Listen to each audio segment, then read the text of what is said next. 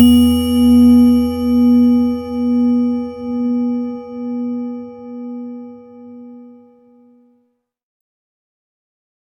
yeah, man. No, dude, this is awesome. This is something I've just been waiting to happen, waiting to come into the ether.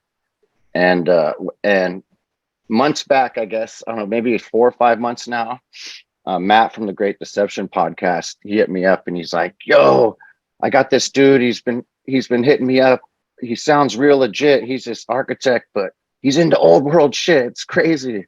And I was like, "Fuck yeah." He's like, "Dude, I'm gonna try and get him on show, blah blah." And I was like, "Oh man, this is it." And you were on. It was amazing. You've done a bunch of good shows with him, and yeah, you started your own channel, killing it. I love your looking into Pacific Northwest. That's where you're at right now, right? Yeah, I live right north of Seattle. Right. So yeah, it's awesome. You're there. You could go check it out and discover.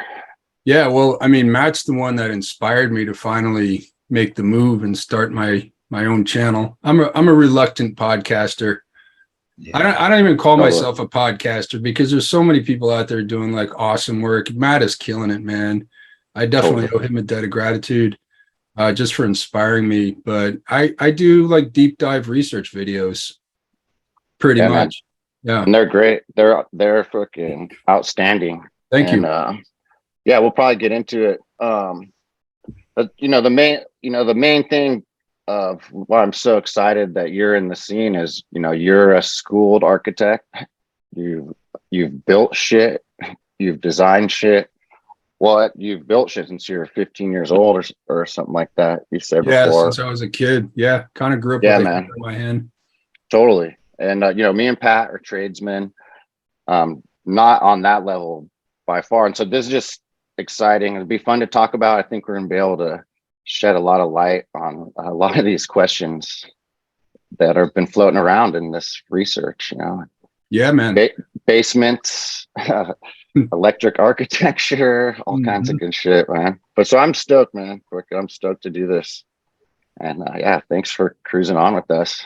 Yeah, happy to be here. Hell yeah. Thanks, man. Right on. I don't know. You've definitely done the background check on Matt's show a bit, but I don't know if you want to just lay out a little bit of your history that you like, and then let's just get into it. I mean, in a nutshell, yeah, I've been doing architecture. I graduated in 2003, and I went back and forth for the last 20 years between building, was a contractor for a while, working for architects out here in Seattle. I started out I grew up in New Jersey. And back then I was working in the trades, but like informally, the guy with the pickup truck, going around working for different framing crews. And, but I got really lucky in high school. That's kind of where it began for me, like for real, because I took 3 years of architectural drawing, like old school T-squares and drafting tables and all that, French curves and, sharpening pencils and like learning to do all that by hand. And before CAD, the CAD program. Yeah, way before CAD. Yeah, I didn't start CAD until I got into college. Right. But that was like in the late 80s. So that dates me a little bit. But I also took 3 years of carpentry class, and I was making furniture. I still have furniture here that I built when I was like 15 years old. Amazing. So that's a nutshell. Like I've just been kind of like, on both sides of the industry, like designing and building for most of my life. Yeah, it's awesome to have like someone with your building experience, like doing this work. It's amazing. It just goes to show that this architecture, there's questions, you know what I mean? Oh yeah.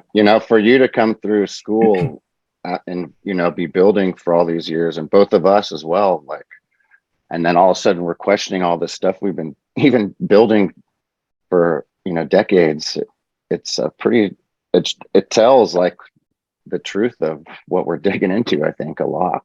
Well, here's something that might interest you, and I've been kind of thinking about this for a while. Is my first employer, once I graduated back in 2003, I went to NJIT, New Jersey Institute of Technology in Newark. And my favorite professor, this fellow Jack Lebduska, he was like 70 at the time, and he was like an old school master architect. And he used to really lament that the accreditation exams, they removed the history section during his time. Oh, whoa. Yeah, so that's just really interesting. So like the whole profession just could give a shit about the past, generally speaking. And there are exceptions, like there's notable exceptions, like preservation architects and people who do care. But as an industry, it's just like, let's just keep on plowing forward and call it progress. Right. Well, I mean, I've seen that a bunch, just looking into the old buildings. Like a lot of the stuff, even stuff that survives today, they don't even know who built it, and it's not, barely 100 years old. You'd think they would have kept the records around somewhere or something. No, the lack of records clearly. is like, yeah, that's one of the biggest red flags there, is just like the lack of records. And there's always a different excuse, it's Right. the fires, or like in Seattle, it's like, the downtown burned down in 1889, and every city's got another version of that story. So they lost all the records. And then they had a huge building boom where like these architects just came out of nowhere, and they have these really shady histories that nobody can really trace, and built like hundreds and thousands of buildings in like no time at all. Like 18 months, there's like 3,000 new buildings in downtown Seattle. And then like, one architect, again, who you can't even trace his education or where he really came from, this guy Fisher in particular. And then what they say is, then the economic depression, they call it, what do they call it? The Great Panic, or the financial panic of 1893.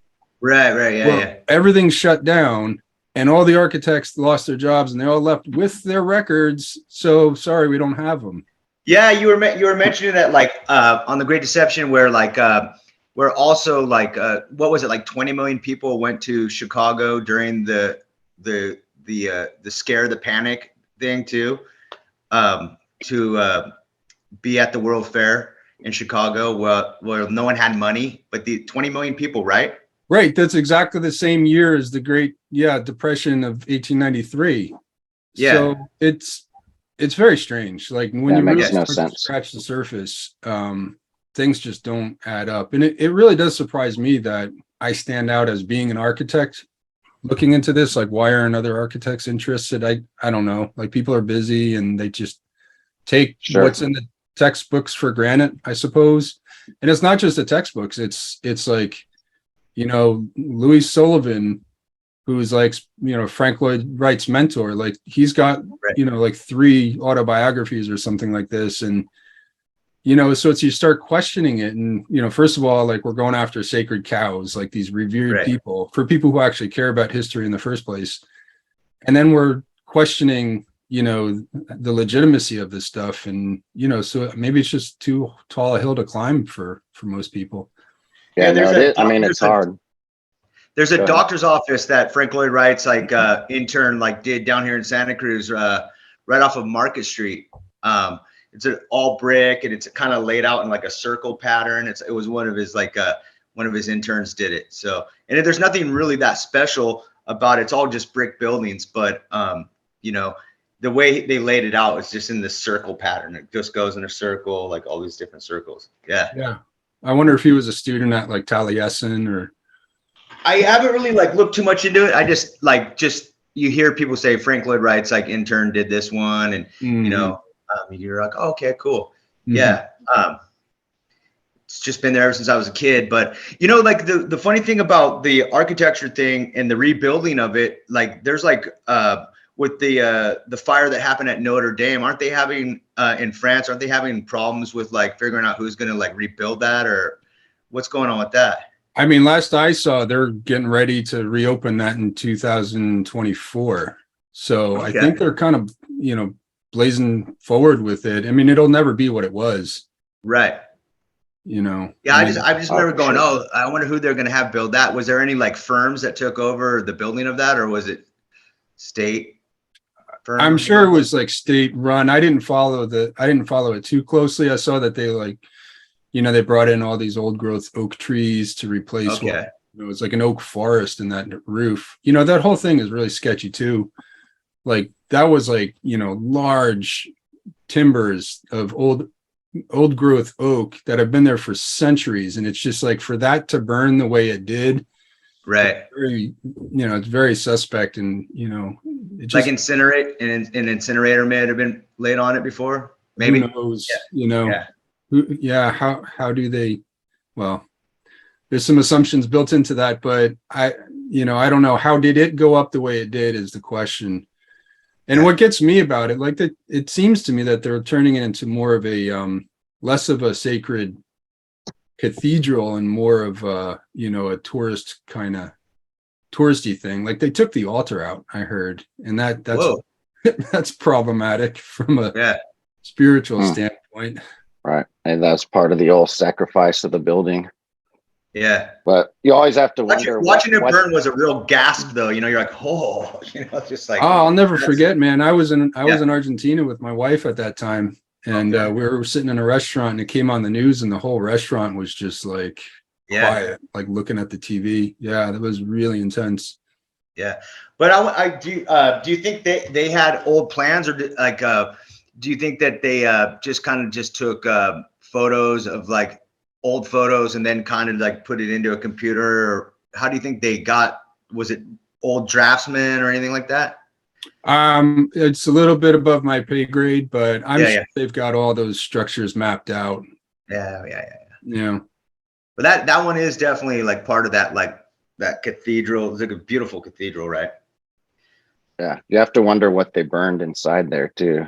Yeah. It's like you're saying that, you know, these fires, you know, it doesn't take that much to even just consider all these old maps and plans, blueprints have all just been burned on purpose in these fires. You know what I mean? Like, yeah. I mean, when I look at the San Francisco fire, it just like, what's the name of that big, it's a skyscraper, really ornate. I've got a picture of it here, but I look at there's all these iconic photos of it burning on the top stories. Do you know what I'm talking about? Is that North Beach there? What is that? I'd have to see it. Here, can I do a quick screen share and totally. pull it up? Dude, 100%. Because you're the San Francisco guys, and I've been.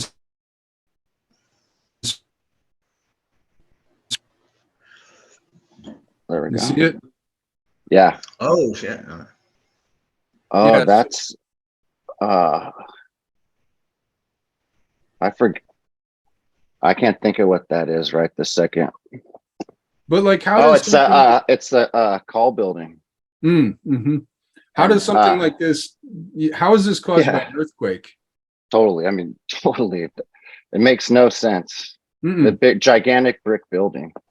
I mean, the whole thing with the San Francisco fires. I mean, it's two events. It was the earthquake and then a fire. Like, and even in like the actual narrative, it says pretty clearly that like the fires from the earthquake were put out pretty quick. The problem is these guys were, you know, trying to fire stop things by blowing up buildings, and those are the fires that swept over the entire city. Right. You know? Same thing in Seattle. Yeah. Totally. And, yeah, dude. Seattle. My jaw hit the floor when I was watching that in your video the other day. Yeah. And that was 1889, right? 1889. Yeah. Yeah. So that's 17 years before San Francisco. It's like a practice run. I mean, it's really suspect history, because on the one hand, so just in Seattle, like the apparently the mayor took over as fire chief because there was an interim fire chief. The actual fire chief happened to be out of town at the time.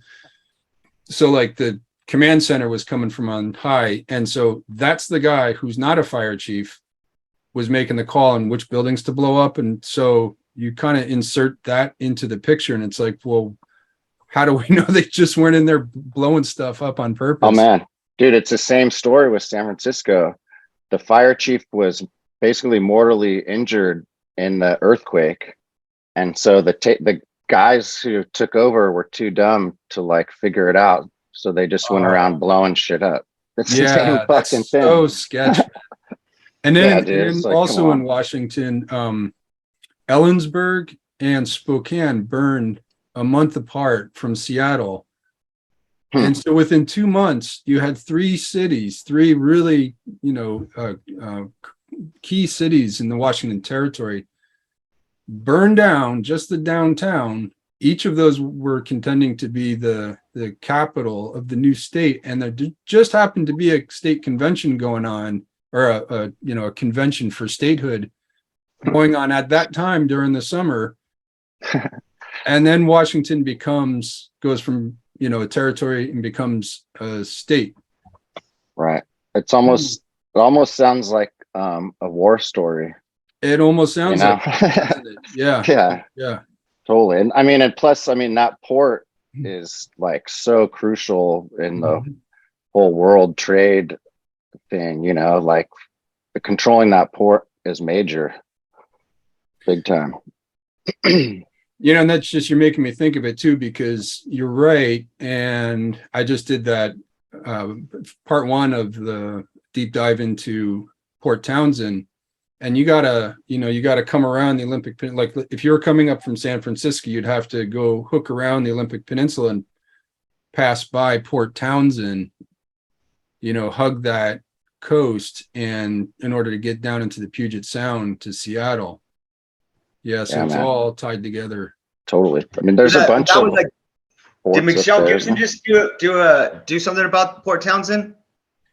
She did a focus on Port Townsend. Yeah. She had some interesting things to say about it. It was supposed to be like the biggest port city, like on all of the West Coast.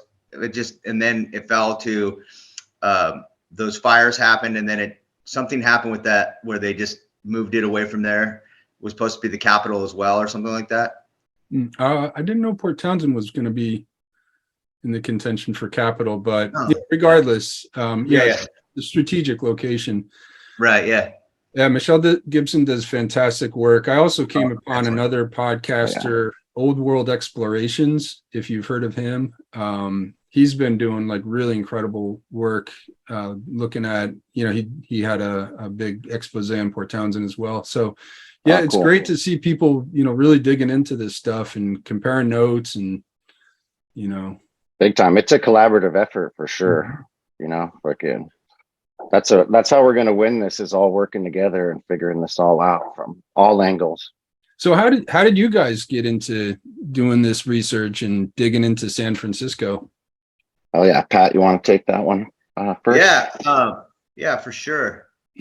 Well, how I got into this research was like a gradual, I'm sure, like for you guys too, but I'm a contractor, so I was doing work all up and down California, and I got up to Redding, California, and I started hearing some of the locals up there talk about Lemuria.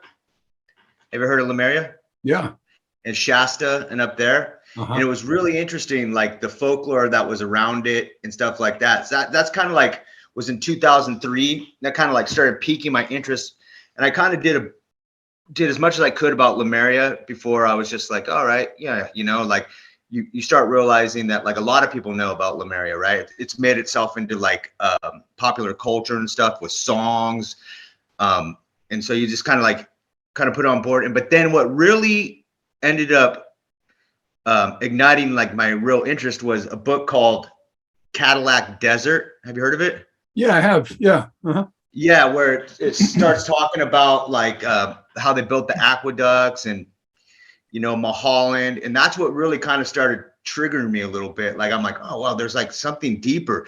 There's like there's an effort to terraform like the Southland, and then the state of Jefferson and all that stuff from being up in Northern California. I'm like, there's like this history that's not taught, right? So it really my interest was like, oh, okay, cool. It's really coming from Lemuria, the state of Jefferson, and this book, Cadillac Desert. And then just like, that's how I started getting into it. And then when I started hearing about mud flood and like the Capitol buildings being dug out and all this stuff, and that's kind of like about like 4 years ago when,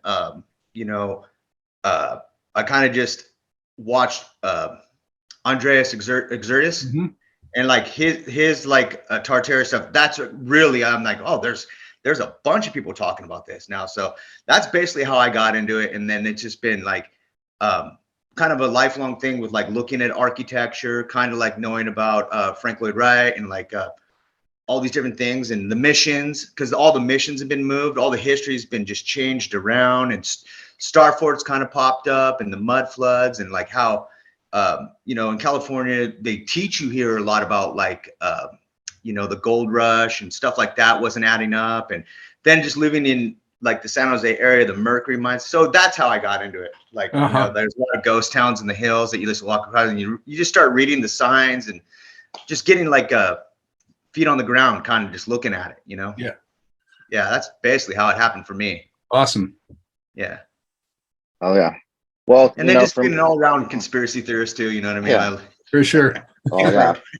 I mean, that's what it started as. I mean, I think, you know, early 90s, getting into punk rock and just questioning everything, you know, at JFK, there's a lot of good stuff, you know, and I pretty much getting into punk rock, like I already was convinced the government was lying about everything. Like it didn't take Tartary or the mud flood to believe that, you know, and so that, you know, that helped when I came along this, you know, and just over the years, I've just, you know, gone down various rabbit holes that have popped up, you know, whether like, you know, space and Bigfoot, I've done tons of paranormal stuff. You know, just every, you know, every rabbit hole possible, super soldier stuff, you know, all the fun stuff. I watched X-Files in high school and whatnot. And I was introduced to the mud flood, and it, you know, it was really cool, but it was like, wow, this is like, even before I even like understood anything about it, I was like, well, this is a game changer, you know, like this means everything is wrong, you know, and so it took a while, you know, for that to slowly like sink in, you know, and like you couldn't really search anything at the time about it. And just I came across I mean, it had to be like John Levi has a bunch of San Francisco videos. There's one of those, and it was like just seeing all the stuff he's talking about, like, oh man, I see that like almost every day, you know what I mean? Like, holy shit, like it's right there. And that's really like it just kind of really clicked. And that's when I, you know, fucking went through all his shit, all the Zertis stuff, like Pat said, it was like all that early Mormon Tartary video, all his stuff was just amazing, still is. And, you know, I mean, everything just, it hasn't like clicked together, but a lot of the things I've been into, just even from, you know, esoteric stuff, philosophy, astrology, like so many pieces of everything kind of fit in this puzzle, you know, from like building stuff, tradesmen, and all this kind of stuff, you know. And for some reason, like, you know, I've always been like very private, like, oh, extremely, not very private, I've been like extremely private and paranoid person, you know. I haven't really put like my shit out there at all, and just for some reason, like I just like felt like I have like I could like I need to do this, I guess, or like I have something like I can contribute. And it's really been like a process. It's been a long, growing, fun, amazing process ever since then, you know. Basically, I'm having more fun than I've ever had. I'm learning more than I've ever had, you know what I mean? Like, I don't care, people talk about the shit being a psyop, like whatever, it's not a fucking psyop, but even if it is, it's the best fucking funnest psyop ever, you know what I mean? Like, to get the fuck out of here. So yeah, that's just kind of got me here. And I don't know, man, I just like really believe like we're digging into some cool shit. And Yeah. I mean, this is just amazing, you know, like, yeah, this is awesome. This is awesome. The whole Yeah, I know. psyop thing is like a hall of mirrors. And it's Totally, like, man. for me, it's I just decided early on. When I started looking at like the Egyptian and the Peruvian megalithic architecture way before I got into what's going on right in front of us. And for me, it was like the stones don't lie. Just Right. listen to what they're telling us, because they're telling us a story. Whatever they write in textbooks, whatever they put, ink on paper, to me is like second place to what the actual buildings, brick and stone, physical, tangible. You can see it, you can go look at it, and then you compare it to what they say, and it's like it makes sense or it doesn't. Absolutely. Right. Yeah, totally. I mean, I've learned so much just from like going somewhere and seeing it and touching it and just vibing off it, Mm-hmm. Like, Yeah, like, it always blew me away though, like how like you can drive by any of those engineering feats, like the aqueduct going through like, out to like, Fresno. You drive by one of the greatest engineering feats in like modern history, and people just like drive by at 90 miles per hour and don't even like look over at it. I was just like, yeah, that's pretty amazing that they're making water go uphill through gravity, like shaking it up. It just that's Wow. the psyop, you know what I mean? That you can't even like take like 15 minutes to be like, whoa, that's how that's working. Right. You're right. That Yeah. is the psyop. It's that our attention span is just like, we're just like on a hamster wheel and just keeping up with the next thing we got to do and pay for. Yeah. totally. And I it's just didn't think, take it in. Totally. Yeah. They're trying to make it. This is just this is just a thing. It's going to be on to the next. They're making it sound like this thing, and it's only been growing. It's only been fucking growing. Yeah, the cat's out of the bag. I mean, they'd have to shut Totally. down the internet at this point to keep. I think Right. I think they're actually working on that. I know I I mean, should be careful what I say. Yeah. it's I about mean, the only yeah. way they could stop it right now. You know what I mean? At Mhm. least Yeah. for the moment. For the And moment. that's Like, the thing for the moment. I mean, it's just, I think the awareness is growing. There's just, yeah, there's a rising level of consciousness. And, at some point, might hit a critical mass, and then they'll have to hit the reset button again. right. I mean, I don't see them being able to spin their way out of this without, some kind of event happening, starting us over, Well, they're busy at that too. 100%. Could I show you guys, share screen one more time and show you a map that I just found that's blowing my mind? Yeah, dude, let's What is do it?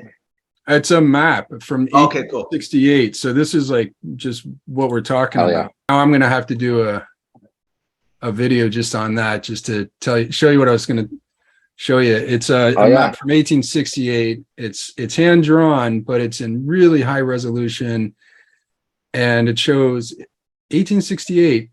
Like, I can't even count the number of cathedrals in San Francisco. Oh, right. Yeah, yeah. Yeah, it's Totally. like, like you're telling me in 1848, like 20 years before, that was some kind of a mining operation, like a gold rush town, and Like wasn't an outpost settled. on the coast. Yeah. Yeah. Well, yeah, I mean, it wasn't even, the funny thing is, wasn't even a gold rush town. It was the port that led to the gold country. You know what I mean? Yeah. Like, that's Here, a big misconception too. let's do this instead. Okay. So it wasn't in San Francisco, wasn't the actual gold rush center, the location of the actual. No, I mean, they first discovered gold like up in, well, the nugget that like set off the gold rush was found up near Sacramento and Sutter's Fort. That's the story. There was a nugget that set off the gold rush. Okay. Pretty much like it's like a huge one. So this is from, I think, 1870. 1877. 1877. Yeah. So this is not even 30 years after the gold nugget was found. Right. Yeah, I mean, it's completely built out. Yeah. That makes absolute no sense. I mean, what's going, and not only does it make no sense, like this isn't 30 years of development again with, cathedrals and castles, and you don't see a fucking crane in sight, nothing. You don't even see a person. I mean, I've stared at this thing for hours, and I found like 2 horse carts. Yeah, These streets are empty. totally. And what's And really weird is that the sidewalks are all like wood clapboard, but it looks like they're brand new.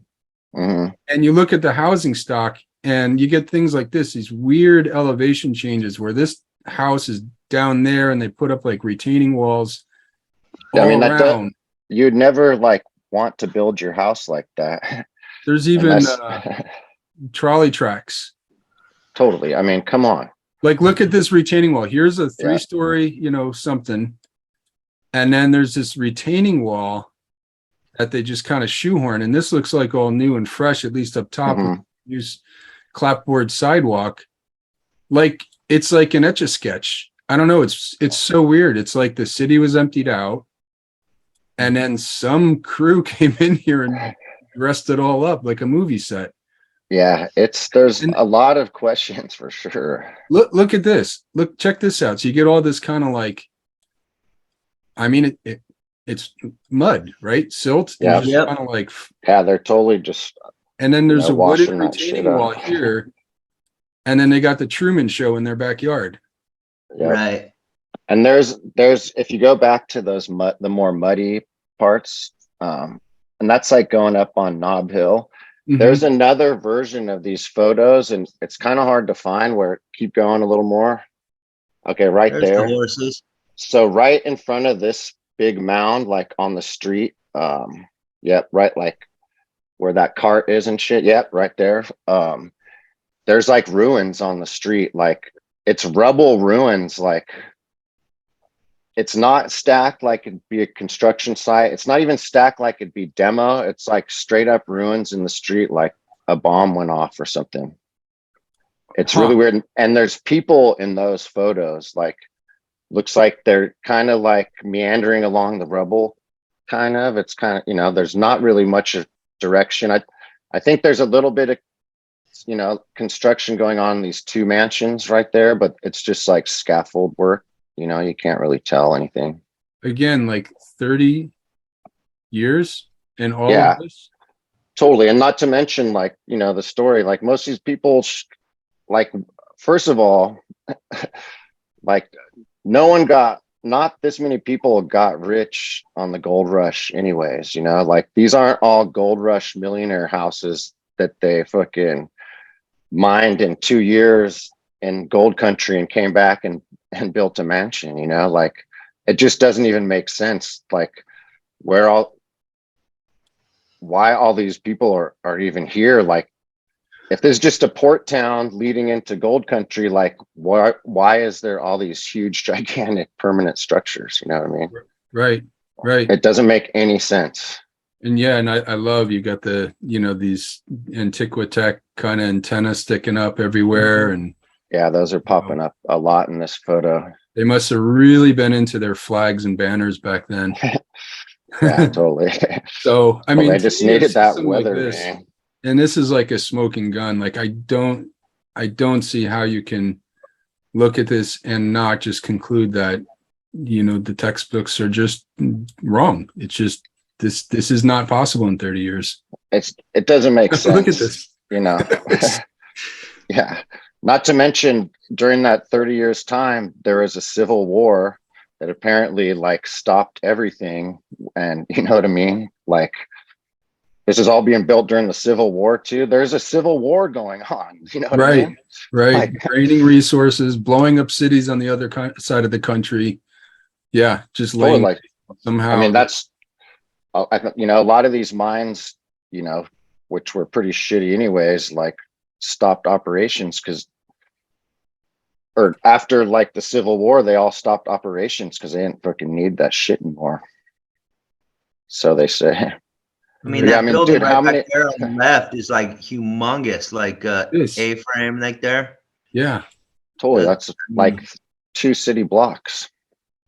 It maybe even more, man. Like, and like you gotta like go, okay, what did they build it? Like a roof like that would have to be metal, right? Yeah. It wouldn't be wood. Well, yeah, I mean, metal, wood, and brick and cement for sure. But like, first of all, you know, they were chopping down all the trees and everything too. But where are these resources going? Are they going to gold country? Are they going to the city here to build shit? What, you know, like It makes no sense. Like, it's not easy to get the woods from even Marin. Like, this was pre-bridge. They had to boat it across the bay, you know? Well, yeah, getting redwoods out of the hills too. I mean, unless there was trains, and I don't see like a lot of trains depots there. You know, usually that would be something. I mean, by boat maybe coming into the bay, but then yeah, like the not having people around is kind of like a big thing there. And there's no construction going on. Yeah, Right. no, it's really eerie. And I'll show you one just by way of comparison that I found for Port Townsend, where it's, you know, it's the same kind of thing. Like, how is it that there's a photo? Is this one? Yeah, this is it. So this photograph, and I took, you know, I looked through Port Townsend's city archive, Jefferson County, through University of Washington Historic Archive. And, you know, I'm just going by the dates and that as they're marked. And this was dated 1890. But all of these buildings, and I went through it in detail in that last video, all of these buildings were supposed to have been built in 1889 and 1890. So, but they're here. Like this is not a construction site. These buildings are already here. Busted. Right? Yeah. Yeah, dude. I mean, yeah, that's a smoking gun right there. I've wanted to do this with San Francisco after 1906. It's just like a tall order. There's a lot. There's a lot of buildings and stuff, but yeah, I mean, I know that the thing is, I know would be worth it because there's going to be these anomalies, you know. I know there will be these kind of anomalies because I know it's bullshit. Like right there, it's already. So how's that? It'd be great if you did, but yeah, it's a huge amount of work. And I just on the Port Townsend one, I probably spent 100 hours just researching and then recording and editing and easily. It's just a ton of work. But what's really great about the Northwest is that the history is so recent. You know, like I came from Newark and there's, you know, it's 350 years of history. So it's like, be really hard to kind of pull apart and, you know, tease out like what came first and what's really true because the Dutch were there, you know, centuries ago. But here it's right. They start the clock at 1850, 1851. You know, and we already had photography at that time. You know, so there's a lot of records to look, you know, to go back to the beginning and see if it adds up, and it doesn't. Totally. And you know, it only, you know, 100 hours is a ton of work. It's a lot of work, man. Yeah, in the grand scheme, you know, like it only took 100 hours to like, you know, poke a hole in that one. You know what I mean? Like, if only there's people have more time, or if only we have more time, like, fuck yeah. And that goes back to, you know, that's just, you know, like we're saying, that's the actual psyop is to not, they don't want us looking at this shit. Well, they got, you know, it's funny. San Francisco has a folklore of like the last emperor, a guy that lived in San Francisco. They called like the last emperor. He was like the folklore Edward Norton. Of the time. Huh? Norton. Yeah. Emperor Norton. I said Edward Norton. Emperor Norton. Yeah. So it's like strange. I mean, like, you know, I get a lot of my like thoughts and theories from like when I hear folklore, I almost believe it, you know, to the point of like prove me wrong on folklore, you know. Well, they've proven a lot that they turned the history to folklore, you know, to like, you know, turn us off the trail. Yeah.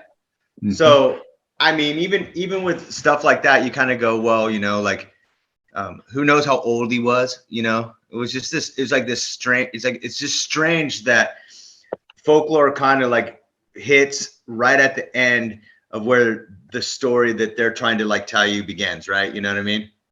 What's the story of the emperor?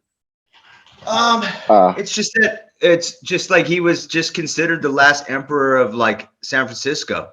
And there's just like, there's not a whole lot written about it, but he was like arrested. He was like the sheriff like let him loose because just that's the kind of folklore. But it's written down in it's just written down. It's not taught or anything like that. You'll get it on like the last page of like histories and stuff, like back pages of stuff, like when you're reading it. Yeah, he's basically just like, he was considered like crazy. I mean, but then San Francisco has its own. It has like the Sutro guy was kind of like, there's a bunch of like characters like that would just pop up, and the whole area is like filled with folklore. Like there's this town called Nigel, like in Fremont. It was the first Hollywood. All the train stations, Niles. It was like the first Hollywood. Like Charlie Chaplin. It was like Charlie Chaplin's studios there. It was the first Hollywood, and then they moved all that to down south. And there's just a bunch of history in California where they mix it up. And especially in the South Bay, where there's the largest mercury mines in the world are like in Spain and in San Jose. That's why it's the San Jose Mercury News. And then you have the Roja Krishna that it's all kind of just like muddled together, where like a lot of folklore and history are just kind of like living together in this weird thing. Emperor Norton, if you want to hear about him a little bit, do you have him in this book? He was just like this Freemason dude who like cruised around saying he was the emperor, and they kind of basically he said he declared himself Norton the First, Emperor of the United States and Protector of Mexico. That was in like 1854, I think. He was just kind of a character of the city, I believe. He kind of made up his own laws that he just kind of followed. They just kind of let him get away with it. It's kind of one of those like Mark Twain-y kind of fairy tale type characters, like Pat was saying, you know what I mean? Yeah. Is it folk? Is it real? Like, intersects all these real places, Yeah, I'm with you. Who knows? What are they even trying to say? I'm with you on the folklore. I mean, holding a lot of truth in at least as much as, the sanctioned history books at this point. You guys familiar with the Thunderbolts project? No, I never heard it. If you're into like the electric universe stuff, electric universe theory, it's like a great place to go for primers on like actual plasma physics. And it's a whole different alternative view of physics, but starting with acknowledging that the ether is real. And for me, it helps me to be able to bring spirituality back into science and to understand that, this Antiquitech could actually be manipulating etheric energies and like actually like connecting a circuit between heaven and earth and, this kind of stuff. But I bring that up because one of their founders, this guy, David Talbot, his focus was on comparative mythology and basically went through the sacred texts, around the world and pulled out all these like archetypes and symbols that if you kind of put it together and accept that actually it's telling a story that we should listen to, there's so much truth in it that points to let's say like you have Indra and you have Thor, and they each have they're from supposedly different times and different cultures in different parts of the world, but they're both carrying these tridents, and what are these tridents? And then there's stories of like the thunderbolts of the god. And the Bible talks about mountains being cast down and, valleys being carved out. And then they actually have physicists with like real backgrounds in electrical engineering and things like this. And looking at something like the Grand Canyon, and like getting into the work of Velikovsky, who talked about how like planets actually, we don't have this static solar system, you know, that the planets actually move, you know, in relationship to each other. And when they get too close, there's like electrical arcing, plasma thunderbolts that actually, like when you grab a doorknob and you get a, right. you know, shock. Well, plasma phenomena is fully scalable to the microcosm, to the macrocosm. So what happens, you know, at that small scale can also happen, you know, if Mars got too close to the Earth at one point, well, you know, there could have been arcing that happened. And then they dive into the actual land formations and like Google Earth and such, and like study it from the point of view and compare it the point of view of like plasma physics, and like, and then they'll show pictures of arc welding and show like the exact same kind of phenomena, like the craters on the moon, for instance, like how they're like pancake. They're not like, you know, craters that you would think of from impact, but they look like arc welding blisters. Right. Like the Richat structure that people like to talk about is Atlantis nowadays. The Eye of Sahara. They had a expose on that as far back as 2005. It's on their website, where they talk about how that's a fulgumite formation from a plasma outburst. Oh yeah. And it's just so fascinating. So, but you getting back to the comparative mythology piece, you know, we have all sorts of stories from antiquity about the thunderbolts of the gods and, you know, wars in the heavens between the gods. And so, yeah, I think there's so much to be learned from that to apply to what we're focusing on now. Yeah. I mean, like with the light, with lightning happening over volcanoes and like before earthquakes and stuff like that, like, you know, I always find that really interesting. You know, like the earth is kind of like talking to the ether, and it's just, we're shifting, we're doing this, we're releasing this energy. We're, you know, like there is like a lot to the electric universe, right? They're communicating through electricity big time, right? Mm-hmm. So, you know, whenever you like, because just a few years back we had like lightning, like super bad lightning caused a whole bunch of fires, right? And it was like loud, and like you could just like go outside, and it was just like, it was almost like you did kind of feel like you were like a first human watching the sky just break open and just like communicate. You just knew something was happening. You just like, it was like you were scared to be there looking at it, but at the exact same time you're like, whoa, man, they're communicating. You know, it's kind of out primal. there. Yeah, I mean, just sat there, for sure. You know, everyone in the neighborhood was like just looking at each other. It's like 3 o'clock in the morning. You're like, I don't know what's going on. You know, it's amazing. It's just like spark, and it was different colors too. It wasn't like, you know, like a flash, you know, like a lightning bolt. It was just like, it was just like, then there was tons of fires, and it was stormy and stuff like that. But like, yeah, like the electric universe, how electrical, like gravity in itself works different in different parts of the world. I don't know. It just, you know, different like Peru has a different version of gravity than like Newton's law, you know. It's not a constant, in other words. Yeah, it's you know, and it's there's just so many ideas. The same with the speed of light. Like light slows down apparently when it travels through water, like a denser medium, and then it speeds up again when it gets to the other side. So there's like that whole thing going on, the theory of everything, where you know, what is everybody's working on like a problem that they can't solve, and they have to create like special gravity and chaos theory and stuff like that on these like small versions. And then other people are like, oh, that problem's never going to be solved because you keep on having to make up math. You know what I mean? Mathemagics.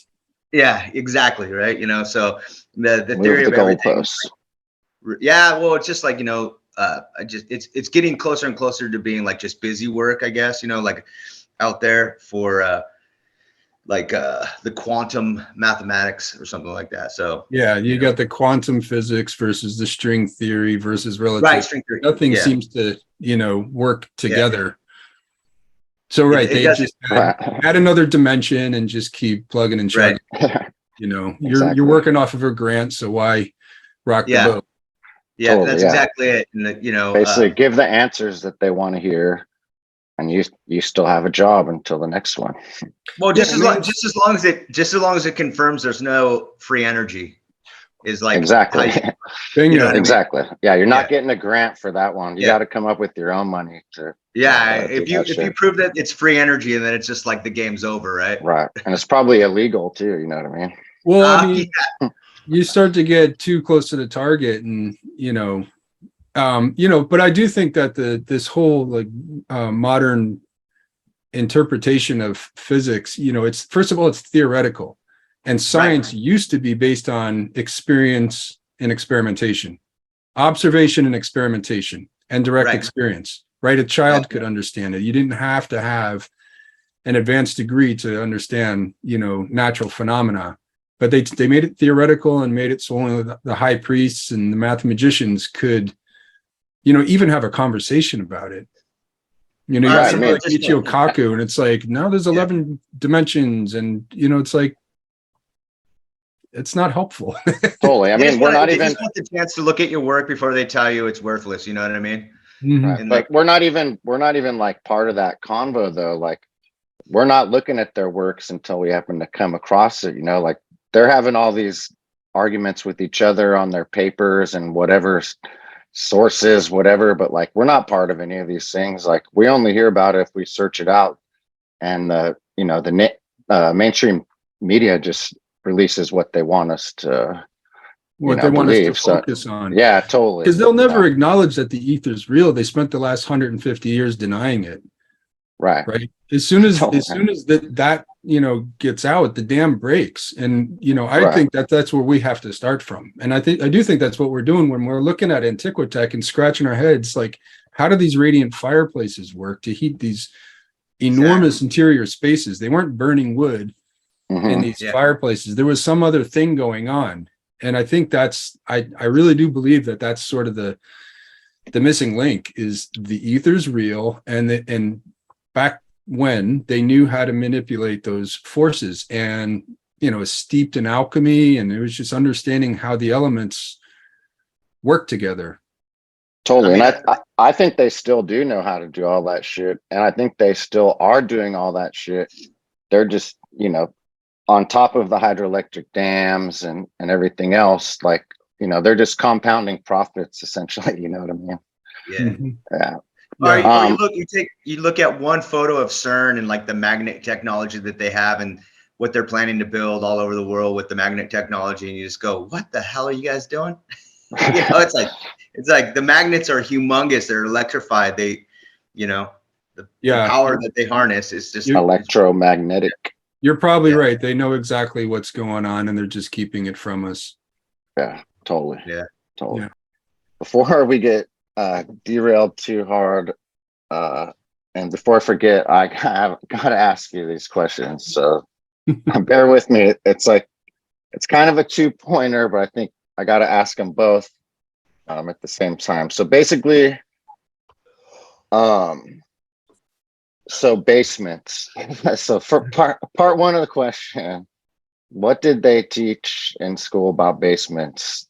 Did they say it was a good idea to build windows on the ground floor where rain could come in, et cetera, et cetera? And then part two of the question is, a professional opinion or just a professional answer. So when you're building on the side of a hill, is it better to build a pad up to get level for the foundation, or would it be better to blast into the mountain to bring the level down? So, okay. All right. On you. As far as what they taught in architecture college about basements, there's not a big, like, there's architecture history class, but a lot of that is focused on styles. And usually the architecture history professor doesn't have a lot of building experience. And that's not a slight, they're just more theoretically focused, like they're academics for the most part. In my university, there was like one professor, I mentioned his name before, who had actual building experience, who actually worked in the field. Like a lot of them aren't even practicing architects, let alone builders. Interesting. Yeah, a lot. I mean, for the most part, they're strictly academics. They went through the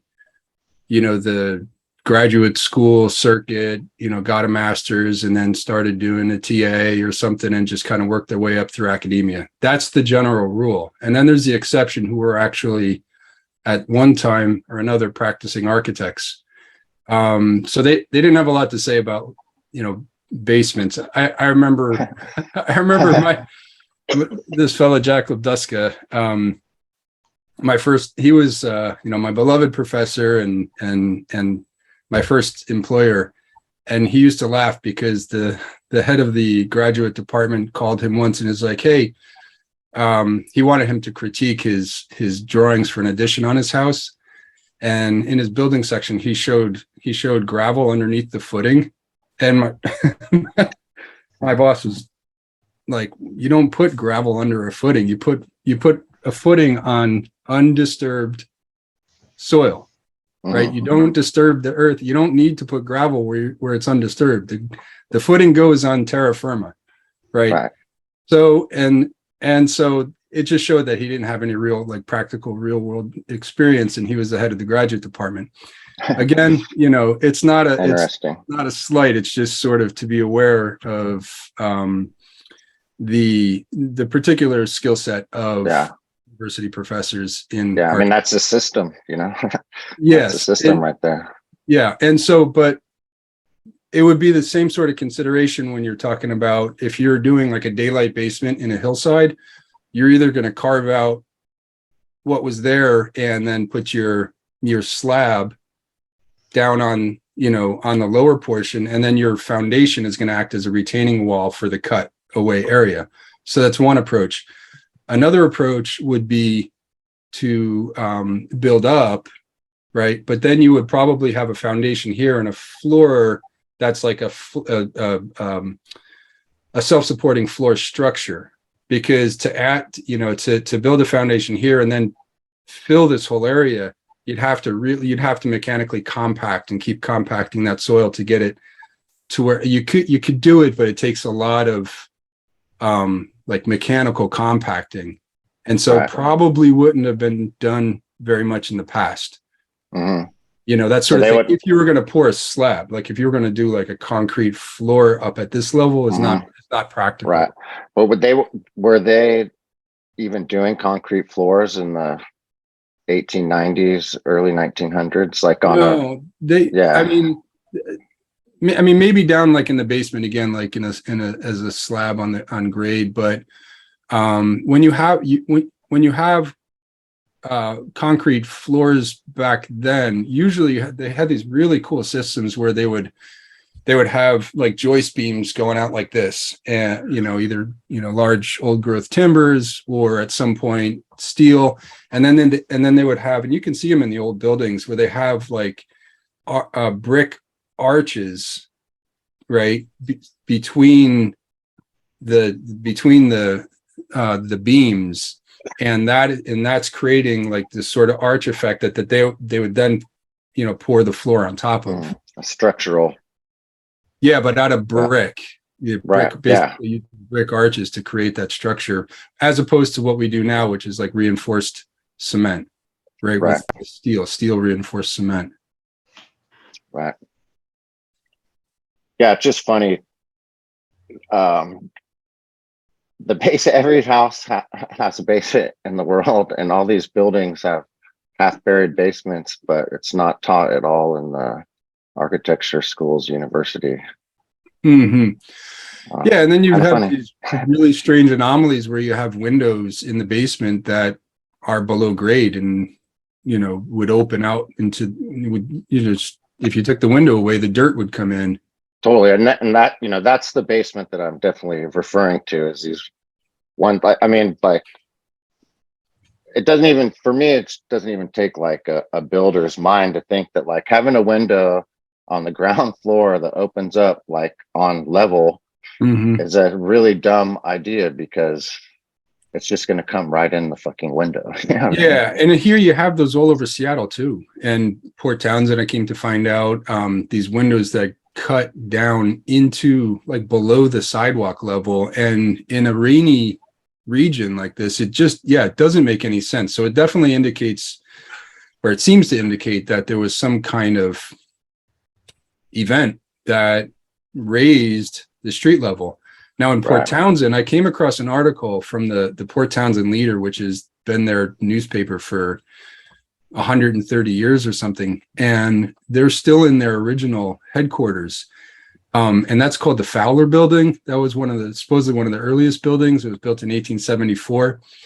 And in their own newspaper, they wrote an article about their own building. In the basement, there's a window that's buried. And what the journalist who wrote the article supposed was that window was buried because as they continued to build the city, they were excavating around this building, and the street levels would continue to rise due to they just suppose that they threw the excavated soil out into the street. I'm like, this makes no sense at all, because every new building would just like have a higher, elevation. Yeah, it would never.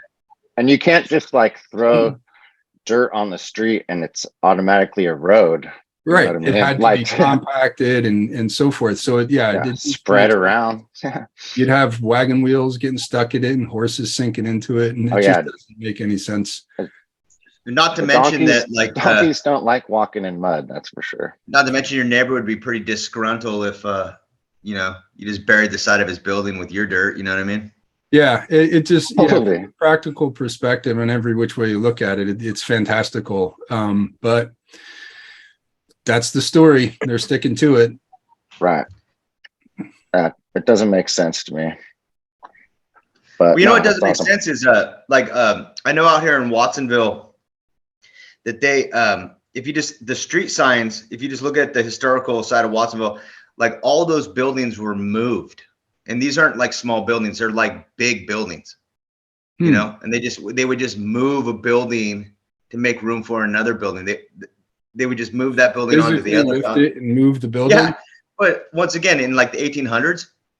Well, they have the same story in Chicago, that they elevated the city. Like they physically lifted these buildings off the ground, like hundreds and hundreds of buildings. And these are not small structures.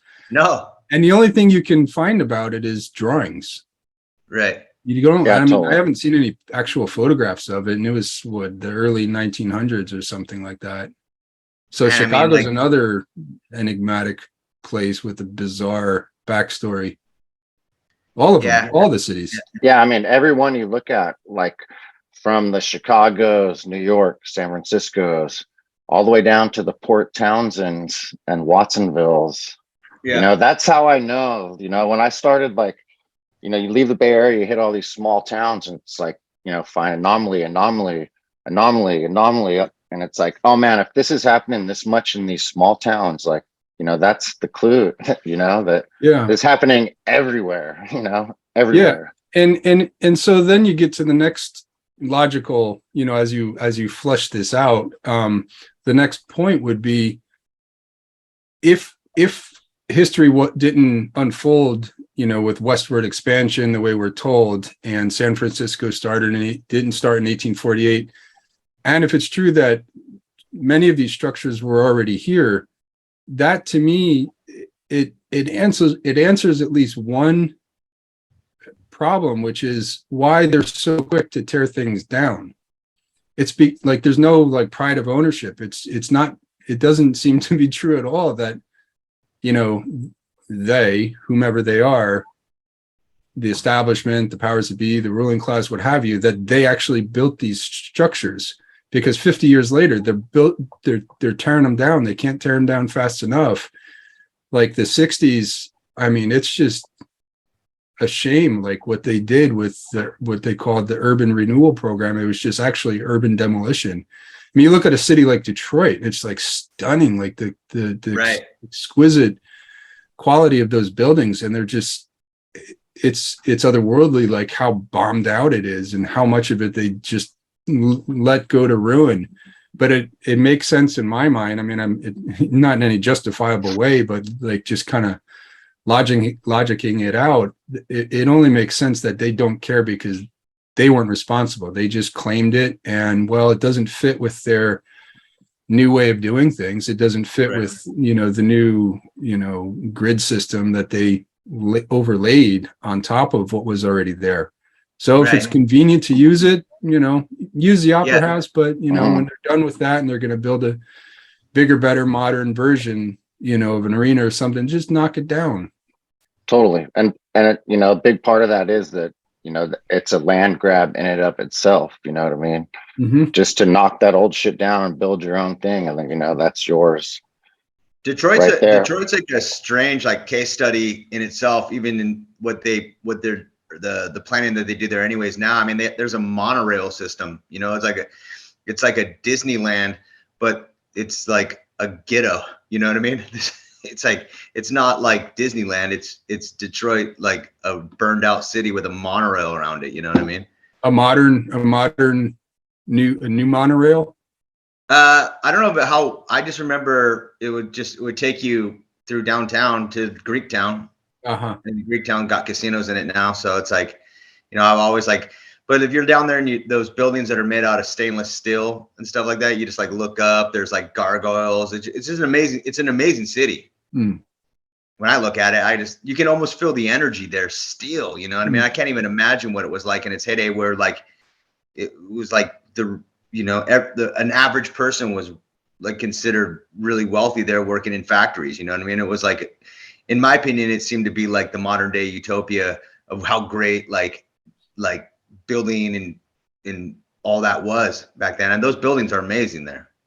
Yeah. And it kind of, it throws all of not just like the history books, but like our literature into question. It's like, because what we're told is everything was sort of like Charles Dickens, squalor at that. Right. Yeah. But then we look at the buildings and it's like, it is magnificent and it's glorious. And it's definitely, like, I look at architecture as a reflection of the consciousness of the age that created it, right? Along with that, the economic conditions and everything like that. So it's like, how do you have squalor as the rule? And I know things can coexist. Like you're saying, there's this elaborate monorail and then, poverty. So that can coexist, but you have to account for, the artisan tradition, like a generational, this would have had to have been like generational, tradesmen, like, handing down these skills, to their children over generations to produce what we're seeing. And so that indicates that there's just like like how much of our literature is orphans. Right? Yeah. Oh, right. Just about everything. Right. There's no stories about who built the cathedrals. Right. If there was, it'd probably be it'd be about an orphan. An orphan. Yeah, they carried the rocks, the scaffold. But I mean, fucking, even all these world fairs, like, they make it sound like, thousands of volunteers showed up with, their fucking a piece of wood and some nails and put this thing together. But even like if they faked it like they claim they did as a Hollywood set, which is crazy, you don't want people walking around on these Hollywood sets, but even if they fake, like they did a really good job at faking it, like, and it just don't, like, you can tell when they don't do a good job, because like those are buildings of the photos are really hard to find, or they're not these, the main buildings of the expo. And for me to go back a little bit, all these World's Fair cities like were,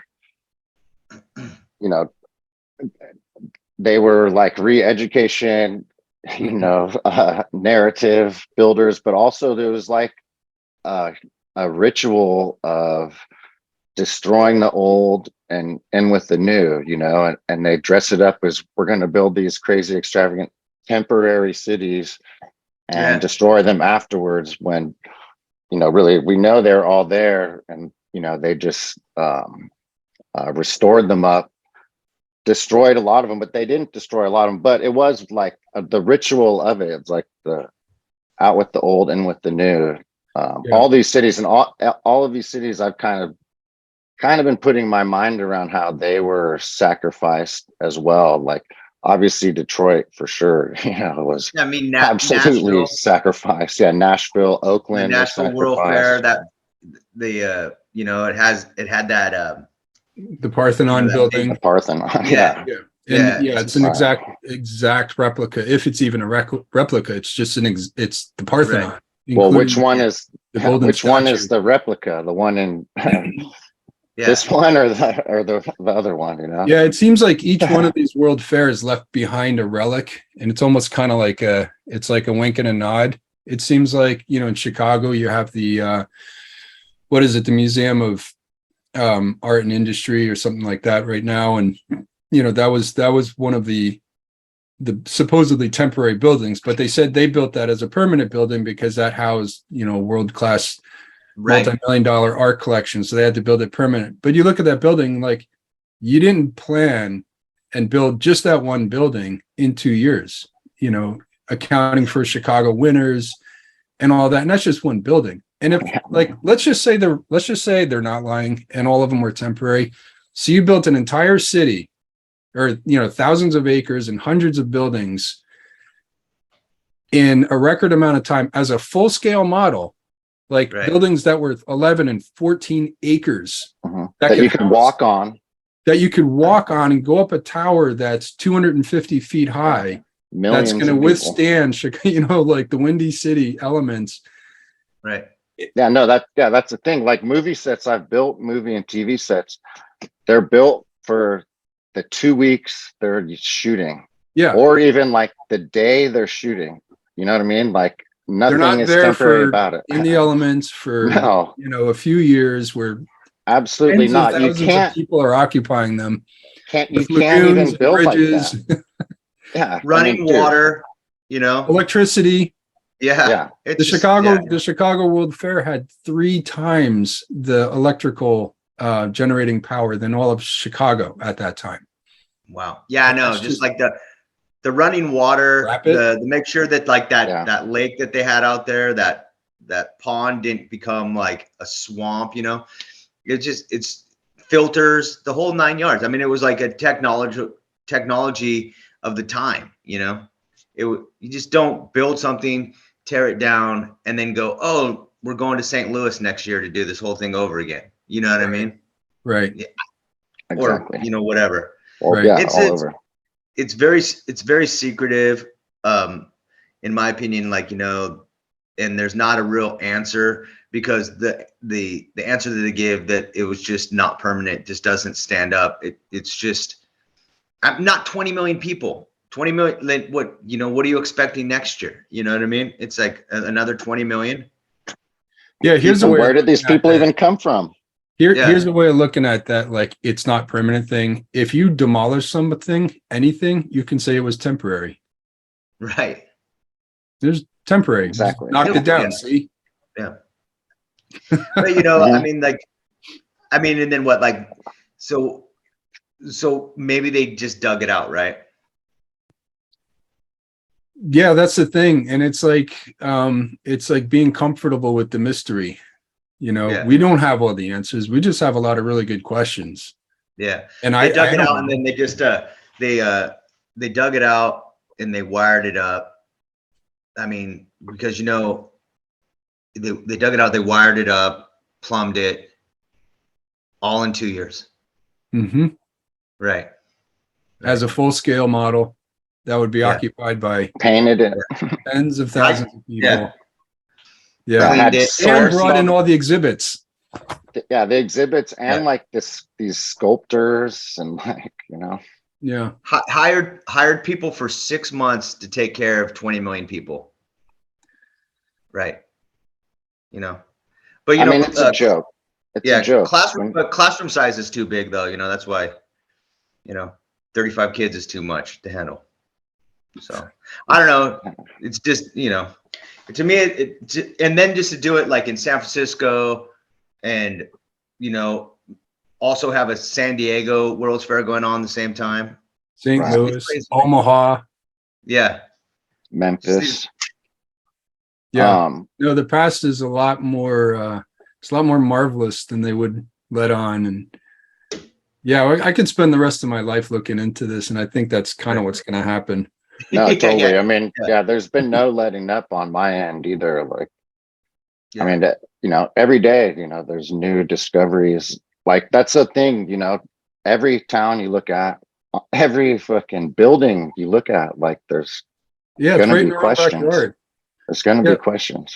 And that's what I was saying before. Like I got into this looking at like the Egyptian stuff, and like it's the first megalithic stone that I saw in Egypt with, clear evidence of like a high speed, boring hole in it, like a high speed drill hole going several feet into, pink granite. And it's like they could not have done that with crude tools. You needed to have advanced high speed drilling to do that.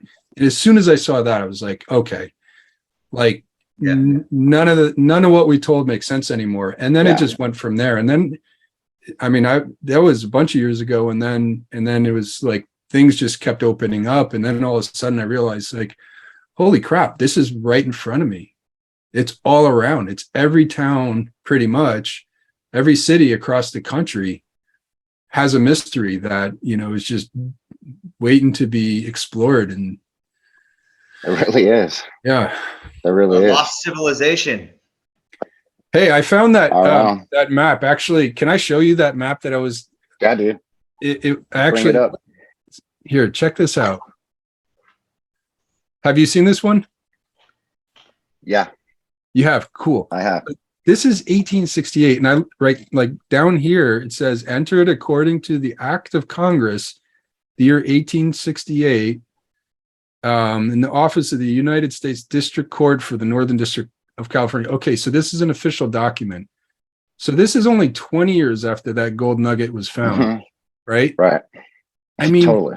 how many cathedrals are here already? I mean, this is pretty much the same skyline and city line as that 1877. So Yeah. this just shortens it.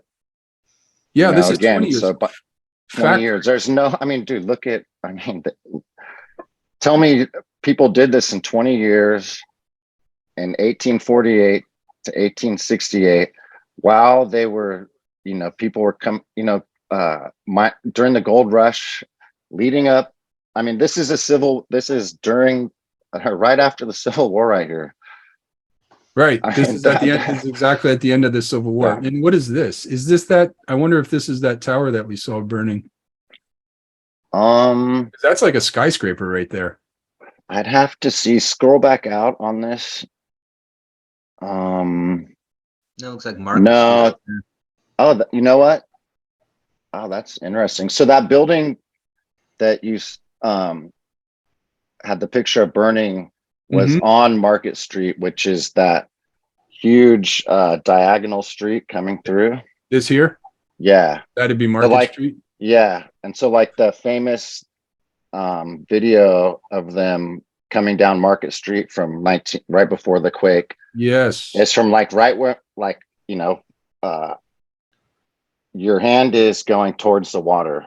Oh, wow. That's so interesting. Yeah, and then that ferry building is right there at the end. Okay, I see. And so that building was on there somewhere. I'm not sure what that big ass fucking tower is right there. Yeah, it's like a skyscraper. I mean, cathedrals are not small structures. Like, and that cathedral down there. Yeah, I haven't tried to compare this one, but the Call building was a newspaper, the Call. Uh-huh. Yeah, it was one of the early newspapers. It might maybe Well, look at that. Did Hearst own that? Like I was trying to like pick out like where they have the Capitol, the city hall right there too. If you like look right there. Where'd that be? Look Pretty where your close hand to your is. hand. Yeah, go in. Like over, then to the left. To the left? Yeah, right there. Right there. This is where the Capitol would be? Yeah, No, right there. No, over like more to the right. Up, right there. Right there. Boom. Huh.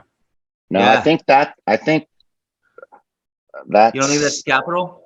No, the Capitol is like right off Market, like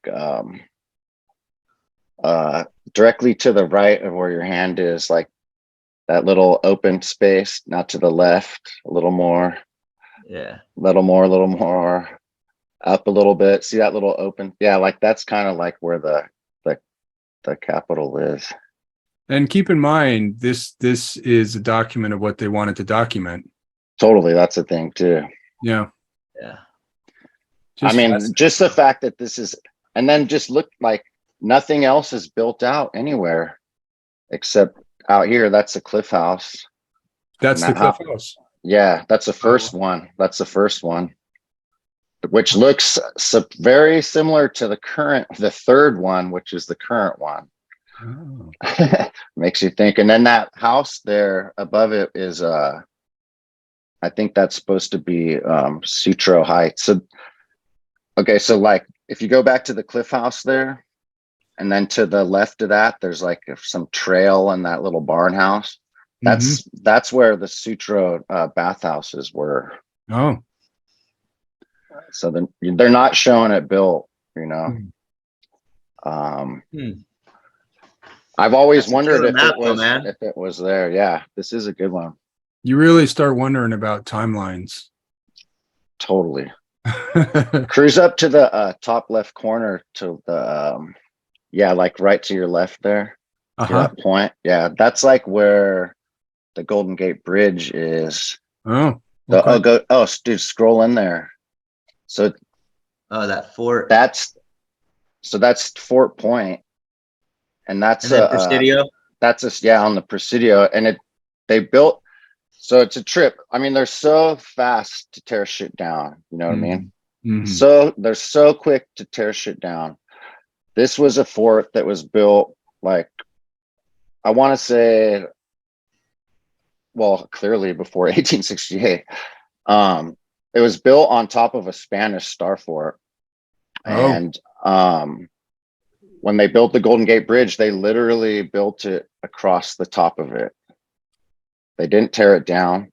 They literally, like right there on to the right of it, there's like for instance, they literally built it over the top of it, which to me just says it's like a really important site. So there's a star fort in here. It was underneath the one that's there right now, Fort Point. The battery, whatever. They built it like when John Fremont. So we got 10 minutes. When John Fremont and like Kit Carson sailed into the bay. They came down. They didn't come through the Golden Gate, which is this right here on the left, right here. That's where this is the Golden Gate. They came down. If you go up, they came down through this way. Like this is a Sacramento River up here, comes into the bay. This here? Yeah. And so they came in here and saw it, and they saw the ruins of a fort. And if you look at the maps, like it's a pointed star fort. Which supposedly the Spanish built in the 1700s or something. But it was even like John Fremont and their narrative is saying it was ruins. And so they built Fort Point. I mean, I think possibly for the Civil War. I can't quite remember right now. So they like navigated through the Sacramento River, huh? Yeah, I'm pretty sure they came down. That's how they discovered the bay. And so if there was, Spanish were here building star forts, I mean, maybe there was Spanish here building, or maybe there was Russians here, maybe, maybe there's Tartarians, who knows? But for sure. I mean, the idea that I would postulate is that all this city was like pretty much there. You know what I mean? Like, and that panoramic that you showed was probably like from after them restoring it all, cleaning it all up, That it definitely seems to be the case. Totally. From whatever year that actually is, I don't know. But yeah, I mean, it's just like, I mean, come on, like there's no way, like a lot of people, have postulated this. There's no way a city this big, you're not going to be able to keep people off the streets. Like, no, it's just, it's like, even in their backyards, like you can't even, like people can't even do Google maps without like someone like popping out, you know, There's waving no at laundry. everything, There's you no know? laundry hanging. There's nothing. There's no smoke coming out of any of the No. chimneys. Yeah. So, and there's that one donkey down there on the cart, You found in the him. center, Yeah. down there. But where, I mean, Yeah, where's here the he is. guys? Like, where's the people? Right. You know what? And I then mean, people say, well, it's because photography didn't capture motion. And no. like, no, there's plenty of photos where you see people and they're in motion, but you can make them No. out. Yeah, no, I mean, I mean, you can look at plenty of photos from before this of people walking where they look perfectly still. Mhm. That, you know, that's a myth of the photo trade, you know what I mean? Yeah. It's just, And how, I mean, how, okay, so just even think about that. So someone wants to argue that, oh, well, you know, the technology wasn't good enough, so they just told everybody to stay inside that day. Okay, how did they tell everyone in this entire fucking city to stay inside that day? I mean, They we didn't even, have, you know. we have a living example of that, you know, with, with the whole lockdowns that we just went Well, through. And it's like, well, sure, but I we didn't stay inside all day. I'm not going to do that, man. well, Yeah, yeah. exactly. And they did that through television and news and everything. They didn't have TV, they didn't have phones, you know, they barely had telegraphs. I mean, look at They this. barely had printing presses, you know. Were they going to flyer the entire city and saying, hey, on this day, could you please go inside? Please, for the love of God, we need to take a picture of the city. Just Right. stay, please stay inside this day. It's ridiculous. Yeah. Yeah. I mean, it's ridiculous. Doesn't that look like that tower we were looking at? It does. That's the tower. It does seem like it, right? Or You know, wait, hang on a second, because yeah, there's a that better that might resolution be the one. tower because I think this that better resolution here. that's Yerba Buena Island where Treasure Island is. Where did it go? I thought this was the same photo, but better resolution. Is this And a that's different? Alcatraz right there. This one here? Yeah. And Yeah. Angel Island's right behind that. Wow. Just mind blowing. Yeah, I mean, even if like you There it believe is. everything, it's like, you know, Yeah, what is Yeah. that? that could be, it's hard to say because the angles can kind of change a lot with the everyone. But even look at that, like, I mean, dude, even so, like, what kind of industry? I thought this was the gold rush. I thought we just had the Civil War. Like, what kind of industry are they using in that gigantic warehouse? I mean, this is like a 7-story, I don't know, something, apartment block or office building next to, oops. I mean, you couldn't build that in fucking 10 years if you tried, just through the bureaucratic nonsense nowadays, you know? No. And in Seattle, like the plot thickens when you realize they didn't even have a railroad. They weren't connected to the transcontinental railroad until like much later, into the 1890s at the earliest. And, you know, and you couldn't get through the Cascade Mountains. You know, there was like cart roads at best and trails. I mean, how did they log and get the timber to the town? Look at these cathedrals. Yeah. Sorry, yeah, I'm jumping around, but dude, It's hard not to. yeah. I mean, you know. Yep. Plus, add in negotiating for the like materials. I mean, I was, It's you gotta know, I'm be not. just everything. Yeah. Yeah, you're a contractor, right? You know how hard it is just to get like a house built, let alone lay out an entire city grid. Right. Looking All of for, the like, infrastructure. Oh yeah. Exactly. I mean, who's even like there had to be some kind of city infrastructure. Otherwise, it'd be a total chaos. Like people just be building stuff wherever. If you built that much stuff, the delays in product would just, I mean, just even nowadays, if you're doing like anything, it's like there's delays all over the place. I can't get windows. Who's going to build all the windows? Where's all the sand? Look at how everything is a retaining wall. Like that, you know, this building goes down And then there's this strange stair that goes up, right? All over the place. These retaining systems. Like, oh, totally. to go back to your question and that about concrete.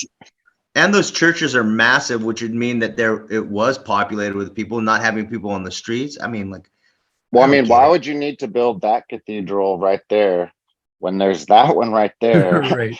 You know what I mean? Unless there is like, and there's another one right there. Yeah, it's like, you know, okay, like really, there was that many people here. And then right, that thing or there was at one point. In the background's a big old thing too. Look at that thing right there. Wow, that right there. Yep. Gosh. There's another one right there. I mean, they just are. I mean, it's like dreamland, right? It just. It doesn't even look that cool anymore.